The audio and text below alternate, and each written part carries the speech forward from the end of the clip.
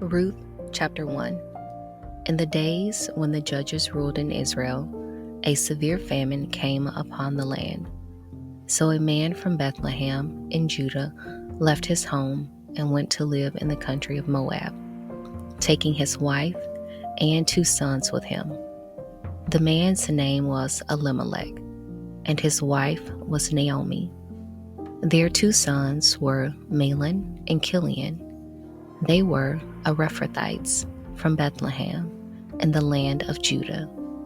And when they reached Moab, they settled there. Then Elimelech died, and Naomi was left with her 2 sons. The 2 sons married Moabite women.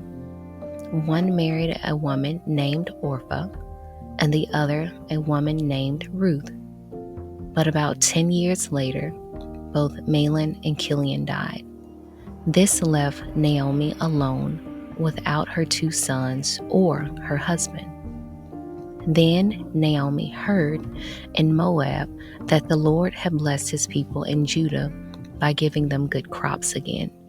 So Naomi and her daughters-in-law got ready to leave Moab to return to their homeland. With her 2 daughters-in-law, she set out from the place where she had been living, and they took the road that would lead them back to Judah. But on the way, Naomi said to her 2 daughters-in-law, "Go back to your mother's home, and may the Lord reward you for your kindness to your husbands and to me. May the Lord bless you with the security of another marriage." Then she kissed them goodbye, and they all broke down and wept. "No," they said, "we want to go with you to your people." But Naomi replied, "Why should you go on with me? Can I still give birth to other sons who could grow up to be your husbands? No, my daughters, return to your parents' house, for I am too old to marry again. And even if it were possible and I were to get married tonight and bear sons, then what? Would you wait for them to grow up and refuse to marry someone else? No, of course not, my daughters. Things are far more bitter for me than for you, because the Lord himself has raised his fist against me." And again they wept together, and Orpah kissed her mother-in-law goodbye. But Ruth clung tightly to Naomi. "Look," Naomi said to her, "your sister-in-law has gone back to her people and to her gods.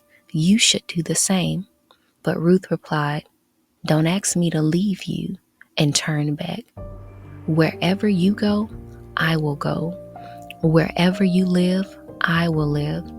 Your people will be my people, and your God will be my God. Wherever you die, I will die, and there I will be buried. May the Lord punish me severely if I allow anything but death to separate us."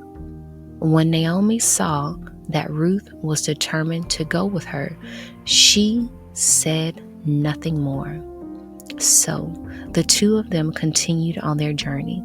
When they came to Bethlehem, the entire town was excited by their arrival.